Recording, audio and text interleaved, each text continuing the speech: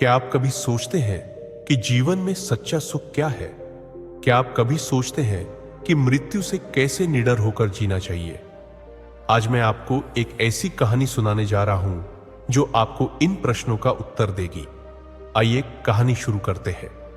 इससे पहले कि आप इस कहानी में खो जाइए, अभी इस चैनल को सब्सक्राइब कर लें। तो कहानी शुरू करते हैं। एक बार की बात है, एक नौजवान युवक बुद्ध के पास आता है और उनसे कहता है कि हे बुद्ध, क्या आप मेरे एक सवाल का जवाब देंगे? बुद्ध ने मुस्कुराते हुए कहा कि पूछो, क्या पूछना है। इसके बाद उस युवक ने कहा कि हे बुद्ध, मेरी उम्र अभी बहुत ज्यादा नहीं है, लेकिन मैं बहुत परेशान रहता हूं, बहुत दुखी रहता हूं। मैं आपसे यह जानना चाहता हूं कि मेरे जीवन में अभी से इतनी दुख है, तो मेरी जिंदगी तो अभी बहुत बाकी है।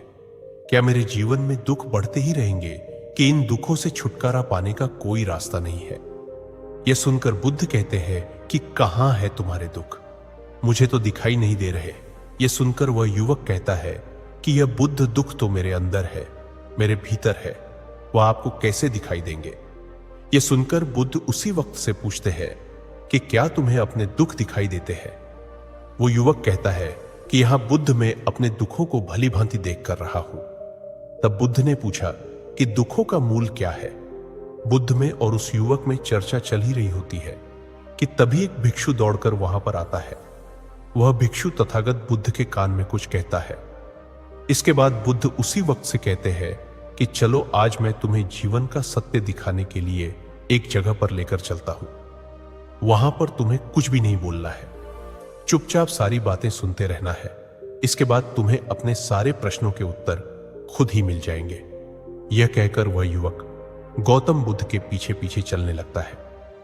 कुछ दूर मिलने के बाद गौतम बुद्ध एक घर में प्रवेश करते हैं। घर में प्रवेश करने के बाद वो युवक और तथागत बुद्ध देखते हैं कि वहां पर बहुत सारे लोग खड़े हैं और बीच में चारपाई पर एक वृद्ध आदमी लेटा हुआ है। बुद्ध को देखते ही सभी लोगों ने उनके लिए रास्ते बनाई और बुद्ध उस आदमी के पास वही उसके चारपाई पर जाकर बैठ जाते हैं। वह युवक भी पास में ही बैठ जाता है। इसके बाद वृद्ध आदमी जो चारपाई पर लेटा हुआ था कहना शुरू करता है कि हे बुद्ध, मैं नहीं जानता कि मेरे जीवन में कितनी सांसें और बचे हैं। पता नहीं किस वक्त मुझे भगवान के घर से बुलावा जाए। मैं मरने से पहले अपने कुछ सवालों के जवाब आपसे जानना चाहता हूं। मुझे पता है कि उन सवालों के जवाब आप ही मुझे दे सकते हैं, इसीलिए मैंने आपको यहां पर बुलाया है। इसके बाद उस वृद्ध आदमी ने कहना शुरू किया कि ही बुद्ध, अपने आखिरी वक्त में मुझे अपने बचपन के दिन बहुत याद आ रहे हैं। मैं अपने बचपन के दिनों को याद करता हूं और सोचता हूं कि वह भी क्या दिन थे। न कुछ पाने की फिक्र, न कुछ खोने का गम। बचपन के उन दिनों को याद करके मेरी आंखों में आंसू आ जाते हैं। मुझे लगता है कि कितनी आजादी थी उस समय। मेरा मैन कितना खुला हुआ था। मन में कुछ भी पाने की इच्छा नहीं थी। जिस भी खेल में लग जाते थे, उसी खेल में पूरे दिन लगे रहते थे। लेकिन कुछ समय बाद जैसे जैसे मैं बड़ा होने लगा, वैसे वैसे लोग मुझे जिंदगी की दौड़ में आगे निकलने के लिए कहने लगे। मेरे पिता अक्सर मुझसे कहा करते थे कि तुम पढ़ाई में अपने भाई जैसे क्यों नहीं हो, तुम दूसरे लोगों से पीछे क्यों रहते हो। यह सब सुनकर मेरा मन बहुत बेचैन रहने लगा। लोग मुझे बहुत ताने मारते थे, क्योंकि न तो मैं खेल में अच्छा था और न ही पढ़ाई में अच्छा था। सब लोग मुझे किसी और की तरह बनने के लिए कहते थे और उन तानों से तंग आकर मैंने जीवन में कुछ हासिल करने का निश्चय किया। मैंने अपने आप से वादा किया कि मैं भी अपने भाई की तरह कामयाब इंसान बनूंगा और इसके लिए मैं दिन रात मेहनत करने में लग गया। शुरुआत में बहुत मुश्किल है, बहुत निराशा हाथ लगी, लेकिन मैंने हार नहीं मानी और मैंने खुद अपना व्यापार खड़ा कर लिया। उसके बाद मुझे कुछ पाने का एहसास हुआ। मुझे बहुत खुशी हुई, क्योंकि जो लोग मुझे ताने देते थे वही लोग अब मेरे आगे पीछे घूमने लगे थे। कुछ वक्त बाद एक रईस बेटी के साथ मेरी शादी हो गई और उसके बाद मुझे लग रहा था जैसे मेरा जीवन स्वर्ग बन गया हो। कुछ साल बाद मुझे 2 बेटे प्राप्त हुए। दोनों बहुत ही सुंदर और हर्ष थे। अब मेरा मन मेरे बच्चों के लिए कुछ करने को उत्सुक हो गया। मैं और भी ज्यादा धन कमाने में लग गया और जल्द ही मैं अपने नगर का सबसे बड़ा व्यापारी बन गया। सब कुछ अच्छा चल रहा था। लेकिन अनहोनी को कौन टाल सकता है। एक दिन अचानक मेरी पत्नी मुझे छोड़कर चल गई। इससे मुझे बहुत गहरा सदमा पहुंचा। मैं कई दिनों तक अपने घर से बाहर नहीं निकला। मेरे बेटे मुझे हिम्मत दे देते कि पिताजी माताजी तो नहीं रही और जो हो चुका वो वापस नहीं आ सकता, लेकिन हम दोनों भाई आपका हमेशा साथ देंगे, आपकी हमेशा सेवा करेंगे। आपको किसी बात की कोई चिंता करने की आवश्यकता नहीं है। और धीरे धीरे मैंने भी अपने मन को समझा लिया कि अब तो मुझे अपने प्रिया पत्नी के बिना ही जीना पड़ेगा। इसीलिए मैंने अपना मन अपने बेटों के साथ जोड़ लिया। उनकी खुशी में ही मुझे खुशी होती थी, उनके दुख में ही मुझे दुख होता था। इसके बाद मैंने कहा कि ही बुद्ध जीवन चक्र में अक्सर मुझे महसूस होता था कि आखिर जीवन क्या है, जीवन को उसकी गहराइयों में कैसे जाना जाए, ये कैसे जाना जाए कि मैं कौन हूं और मैं इस दुनिया में क्या करने के लिए आया हूं।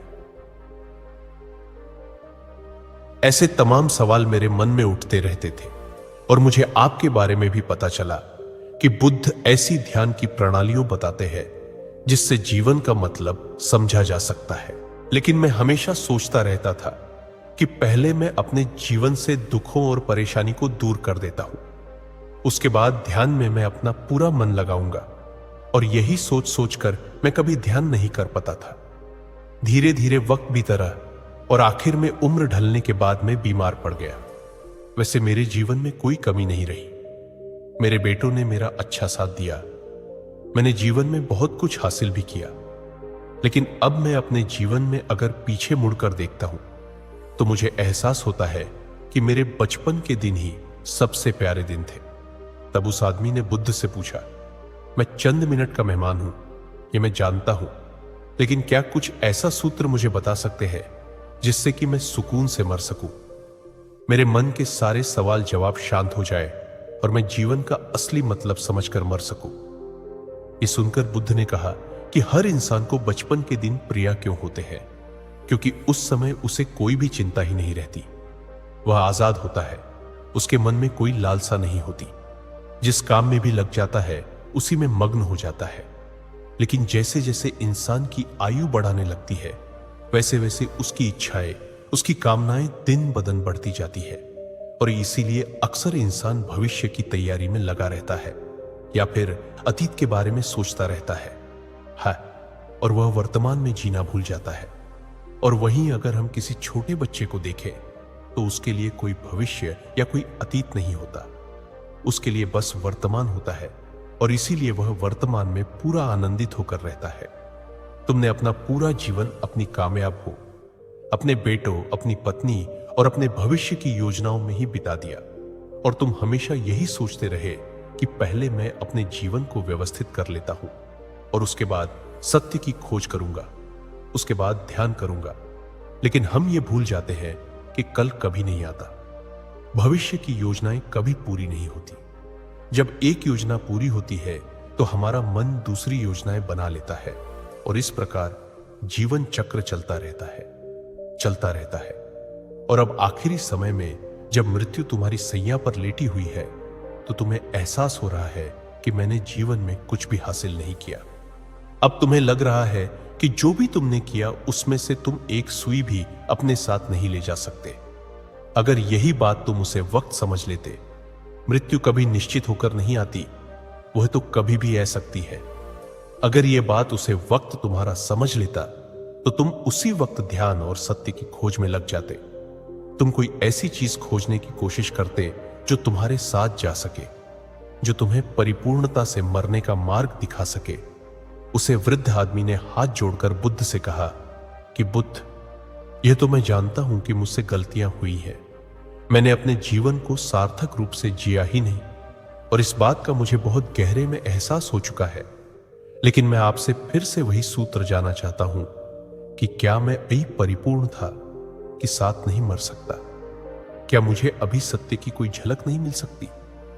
यह सुनकर बुद्ध ने उसे आदमी का बहुत सहला हुए कहा कि अब तो एक ही सूत्र समझने लायक रह जाता है और वह सूत्र यह है कि तुमने जीवन में जो कुछ भी पाया या जो कुछ भी खोया वह सब यहीं पर छोड़कर चले जाओ। उसे अपने मन के साथ जोड़कर मत ले जाओ। अपने मन में यह भाव पैदा करो कि तुमने अपने जीवन से बहुत कुछ सीख लिया और वास्तविकता में तुमने अपने जीवन में बहुत प्रगति की है, क्योंकि तुमने यह जान लिया है कि जीवन में कुछ भी सार्थक नहीं है। और यह जानना भी बहुत बड़ी उपलब्धि होती है। लोग जीवन भर जीते जीते मर जाते हैं, लेकिन उन्हें जीवन की निरर्थक का कोई पता नहीं चलता। इसीलिए अभी अपने मन से सारे सवाल गिरा दो और यह भाव पैदा करो कि जीवन में जो कुछ जानने जैसा था वह मैंने जान लिया है, और अब जीवन में कुछ भी जानने जैसा नहीं बचा है। जब तुम इस भाव, इस बोध से भर जाओगे तो तुम बिल्कुल खाली होकर मृत्यु को प्राप्त हो जाओगे। और वास्तविकता में यही मरने की कला होती है। हमने जीवन में जो कुछ भी पाया, जो कुछ भी खोया, वह इसी दुनिया का था और वह यहीं पर रह जाएगा। हमारे साथ कुछ भी नहीं जाएगा। हम खाली जाएंगे, हम बिल्कुल खाली जाएंगे।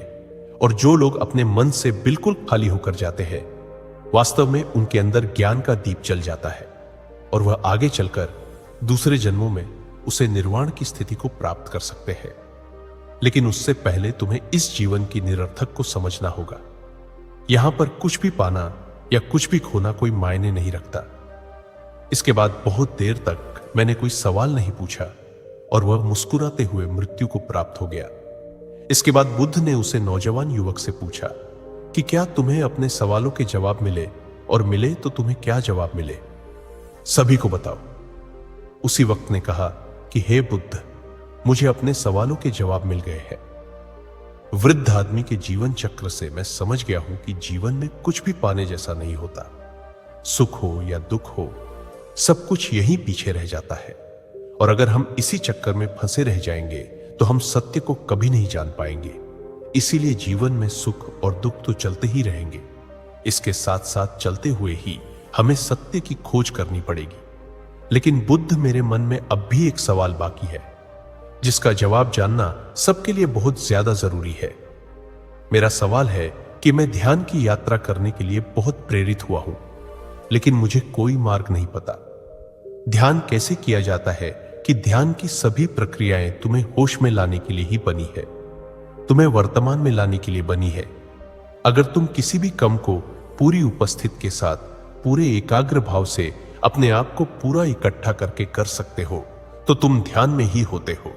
लेकिन हमारा ध्यान इधर उधर रहता है। अपना कम करते करते वर्तमान में रहने के लिए मैं तुम्हें एक छोटी सी विधि बताता हूं, जिसके जरिए तुम अपना कम भी कर सकते हो और ध्यान को भी समझ सकते हो। जब भी तुम चलते फिरते हो, उठते बैठते हो, सिर्फ अपने सांसों पर ध्यान लगाना शुरू करो।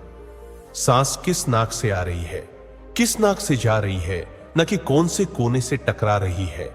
सिर्फ तुम उसके साक्षी भर हो जाओ, सिर्फ उसको देखते रहो। कुछ भी काम कर रहे हो, चल रहे हो, फिर खाना खा रहे हो, सिर्फ अपने सांस पर ध्यान लगाओ।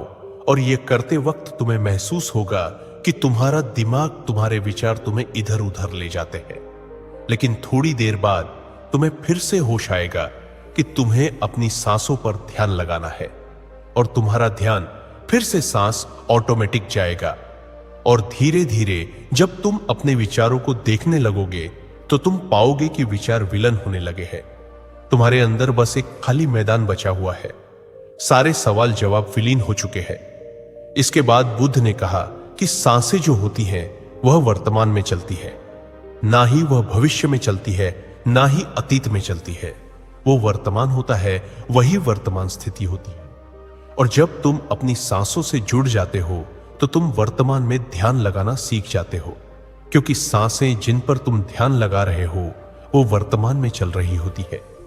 इसके बाद धीरे धीरे कदम दर कदम तुम्हें ध्यान का खुद ही एहसास होने लगेगा। फिर तुम जो भी कम करोगे उसमें तुम्हारा पूरा चित्त लगा होगा। तो शुरुआत वहीं से करो जहां पर तुम हो। यहीं से अभी से अपनी सांसों को पकड़ना शुरू कर दो। तो दोस्तों, कैसी लगी आपको ये कहानी? कमेंट सेक्शन में जरूर बताना, और अच्छी लगी तो इस चैनल को सब्सक्राइब करना मत भूलना। तो मिलते हैं अगले कहानी में, तब तक के लिए अपना ख्याल रखें।